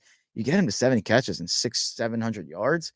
We're talking about a guy who could finish first in fantasy. I mean, it's just that's simple. That's the short and long of it. I don't get drafting Breece Hall over him. I would be Bijan over Breece Hall all day long. I think the situation's better, and I think he's just a far better player. I think Breece Hall's really good. I think Bijan's far better. Checking in at number 8 is Amon-Ra St. Brown. This might shock some people. I've got Amon-Ra St. Brown at 5. I like it. Amon-Ra is just the real deal. He's consistent. When I said, I actually should have mentioned him. When I said Jamar Chase isn't the consistent guy that we see these other elite guys be, let's read Amon-Ra St. Brown's fantasy points by week last year. 19, 15, I'm just going to round up and down. 19, 15, 20, 17, 30, 24, 17, 30, 22, 19, 13, 5, 24, 29, 22, 28. That's just every week he is helping you win your matchup. I think Amon-Ra St. Brown is a guy I'd be pumped to leave. If I have the 5th pick and those top 4 go, I'm pumped with Amon-Ra St. Brown as my first player off the board. Couldn't be more excited about it. Number 9, AJ Brown. Okay. I have AJ Brown also at number 9. So it checks in perfectly to me. Makes a lot of sense. This is where I think gets a little hazier, and we'll round out the first round, and then we'll kind of give some more broad takes. Number 10, and a guy who I don't think I could do it. I don't think I could do it in the first round. I think I need to see another year of it. It's Puka Nacua. Agreed. He's being drafted 10th overall. Sheesh. You imagine leaving your fantasy draft with your first pick being Puka Nacua? I don't think I will be that guy. I'm with you I will not get the Jamar Chase. I think I'm in the same boat for Puka Nacua. I think I'm out on that one. Yeah. No, I think there's less of a gap. I mean, Cooper Kupp's being drafted like 45, 50. You look at Kupp when he came back, he was getting the same amount of targets as Nacua at the end of the year. Who was once like a top 3 receiver off the board. Yeah, top 1. He was the guy. Yeah. Like, I think we've thrown away Cooper Kupp a little early, and people are overrating the stats that Puka had without Cooper Kupp, or when Cooper Kupp was still recovering. Mm-hmm. I think they finish a lot closer this year than people think. Number 11 on the ADP, Jonathan Taylor, who I love this year. I think Jonathan Taylor, he's my running back 3. I'd rather have him than Breece Hall. I have him 7th on my overall big board. I think a lot of people look at Anthony Richardson and they go, oh, he's going to steal a lot of touchdowns. I think Anthony Richardson, what he's going to steal is attention from defenses. And people are going to have to devote resources to stopping Anthony Richardson in the ground game, which in a read option setting, which they will run a ton of. We know with Shane Steichen, they'll run read option, they'll run RPO until their hair falls out. Jonathan Taylor is going to get so many empty boxes and so many easier looks because we're all playing college football 25. We know what it's like when you run the read option. You have to watch that end. And that end either has to commit to coming in and tackling the running back or commit to staying home and waiting for the quarterback to pull it. And if you have the threat of the quarterback pulling it, and Anthony Richardson will absolutely have that threat, it's just going to leave more open lanes for an extremely talented runner in Jonathan Taylor there. And I think Jonathan Taylor has a huge season. Love Jonathan Taylor this year. Yeah, he dealt with the contract stuff last year. That's kind of in the rear view that I think he'll kind of approach with a clean slate. I did also love, did you see the quote from, I believe it was the offensive coordinator out there in Indianapolis about the Anthony Richardson using his legs? He'd be like, to ask him to not do that would be like asking Steph Curry not to shoot threes, which I did love that. I love that. that. Yeah. I totally agree. And it goes along with what Sirianni said last year. He's like, we didn't pay Jalen Moore for him to do less. Yeah. With the running. So I agree with it. If you have a guy who can do that, you use it. Mm-hmm. Absolutely. And we'll wrap it up here. If you're at the turn, they're projecting that you get Saquon at 12. I like it. I think we're going to use a lot of caution with Saquon. I think we're going to be keeping him ready for the postseason. This is not a 1-year deal. This is multiple years. I think they are going to keep Saquon's carries to a minimum in a way that we are not going to like. I think people are going to be upset by it. I don't think he's going to have a lot of 20 carry games. I think that they have shown a real struggle at trying to use the running back in the passing game. So I know we're in Philly. I know that we're all going to want Saquon on our fantasy teams. What I'm telling you is I don't think he's going to be worth the price you're going to have to pay in your fantasy draft with the way that Siri and maybe Kellen Moore changes it. And I'm a big believer in Kellen Moore, big believer in the fact that I do think the offense will look different, but they have really, really been last in the league basically at using their running back in the passing game. And Saquon will have to be used in the passing game to be justified to where he's being drafted. And I just haven't seen that from Sirianni yet. So I'm really hoping I'm wrong. I think Saquon is not a first-round pick in fantasy this year. I think the Kellen Moore note is more than a brush over with that I do think there's going to be some real changes. And I also think like the lack of using the running back in the pass game had more to do with the personnel and guys like DeAndre Swift, who I guess he's shown flashes of it for sure more in Chicago than he did here. But it did feel like to me, it was play call and kind of personnel in a way that we know who Saquon Barkley is. So sure, you can make the argument that the price may be too steep at that point in the draft, but I do think we're going to be in for a very productive Saquon season. I think he'll be incredibly productive per snap and per touch. I just don't think we're going to see enough to justify a first round pick from him. And I have him 17th overall. So I have him as a mid second round pick. And then one last guy I want to highlight the ADP of 13th checking in on Fantasy Pros is Garrett Wilson. Can we see Garrett Wilson be a really good receiver before we draft him as a first round pick? Basically, I love Garrett Wilson's talent wise. Obviously, everyone can see what he can do, but the Aaron Rodgers thing is a little bit too theoretical for me right now. Yeah. Like, I kind of want no parts of the Jets offense. I don't know what it looks like. Like, will Breece Hall be used the same way he was last year? I have no idea. Nathaniel Hackett is a terrible play caller. I don't know if he's going to get the ball in the way that he should to Garrett Wilson on a consistent basis. Rodgers in the past, there was times where he became a little bit of a spread it around guy. And it would hurt the top receiver, not really the Devontae Adams era. That's kind of a pre-Devontae thing. But I think Garrett Wilson is being drafted above some receivers that I would much rather draft, like Devontae Adams, who I think was fantastic last year and no one talked about it. Marvin Harrison Jr. Is a guy who I think right away steps in and he's a fringe first round pick in fantasy drafts. I think he's that special of a player. But one last take I'll give for fantasy here. I think there's one way that you can ensure that you won't win your league. I truly believe that.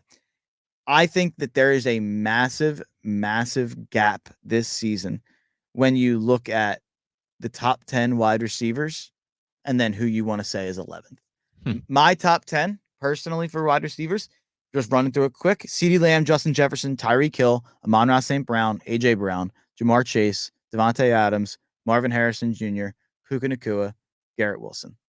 Next, you're talking about Chris Olave, Mike Evans, Deebo Samuel, who's maybe a better candidate if Ayuk isn't playing, but we'll deal with that when it comes around. Michael Pittman, Drake London, Cooper Kupp. Like, there's a big drop off there. At least Kupp, I think, could be right there, but obviously some injury concerns and aging. There's reasons that he's not up in that top 10. I think if you don't get one of those top 10 receivers, you will not win your fantasy league. That's my take. Receivers become that important. And there's 10 guys who I think have the chance to be the number one receiver, if not a top 3 receiver. I think all 10 of those guys do. I don't know if anyone else does, to be quite honest. So there's 2 guys in your 12-team league who are guaranteed to not win the league because they won't get one of those 10. And honestly, it could be more because someone could get multiple. Don't be one of those guys. No matter what, spend one of your first 2 picks on CeeDee Lamb, Justin Jefferson, Tyreek, Amon-Ra, AJ, Jamar, Devontae, Puka, Marvin Harrison Jr., or Garrett Wilson. That's my fantasy take of the day. Should do that going every Saturday. I'll do a fantasy take of the day. That's my big one. You got to get a top tier receiver this year. No way around it. I've been, I think, more hesitant than others in the fantasy industry or community to say, let's stop drafting running backs in the first round. I think there's very few scenarios that I'll be ending up with a running back in the first round this year. Interesting. And that does kind of shift my mindset because in general, I've been a guy like conceptually that with the fewer running backs that there are these days as far as worth the top pick, I've kind of prioritized that. But that is some interesting food for thought there. And I think there's just a lot of running back committees at this point Yeah. where you're going to have to draft two of them, or you have to make the bet that this one that I'm picking is going to be the guy by week 5, or Right. week 6. So I find myself kind of liking the round 4, 5, 6, 7 running backs this year more than usual. Like guys like James Conner going in the 6th, 7th round. You look at what James Conner did when Kyler Murray was playing last year. James Conner was a top 5 running back. And I think that's how impactful Kyler Murray can be. And it's part of what I was talking about with Anthony Richardson and Jonathan Taylor. People look at Anthony Richardson as this huge negative for Taylor because he's going to steal goal line touches. He's going to steal yards in the rushing game. Look at what happened to James Conner when Kyler Murray came back. And Kyler Murray was running. Kyler Murray was doing all the Kyler Murray stuff that he does. James Conner immediately got way better because the defense has to focus more resources to stopping Kyler on the ground. And then that stops the amount of resources you can do towards stopping a running back on the ground. Just a food for thought. I think in the fantasy community, people get too caught up in the quarterback being a runner. It's happening to Saquon too. It's actually not one of the reasons I'm low on Saquon. The QB the tush push is a little of a special kind of thing with the touchdown factor there, but it's not one of the reasons I'm worried about Saquon. It has to come down to the passing game. But sorry for rambling about fantasy for 20 minutes there. Had to get it off my chest. It's fantasy draft season. I mean, it's August, baby. So football's coming. Thanks to Luke Arcaney earlier for popping in, talking some Phils. Thanks to John Jansen for observing our show the last 40 minutes and giving us some thumbs up, thumbs down. Jags, 12 wins, 11 wins. AFC South, thumbs up, thumbs down. A lot. That's Just a not lot. good enough. Not good enough. That's a lot. That team's still not good. So here's what, before I end the show, I don't think they have guys. None of them are great. They're all like starters. They just don't have any like blue chippers. They have a lot of like average, like ETN and Kirk and Gabe Davis and Evan Engram, and even the offensive line. Like you look at the way their PFF is, they're all like 15th of 35. Like they're all like perfectly average in the middle, or maybe even a little below. Like I think Trevor, I love Trevor. I think if Trevor's the guy we think, I think that team wins 11 games this year. I really do. I think he takes the step. Yeah, but Press Taylor. Press Taylor. But Press Taylor. That's how we'll end the show. But Press Taylor is a good question. Thanks to John Jansen. Thanks to Sean Bernard over there. What's coming up here at 1 o'clock? We got Green Legion Radio. Yep, what are we doing on Green Legion, John Jansen? Football! 1 o'clock, Green Legion Radio. Keep it locked.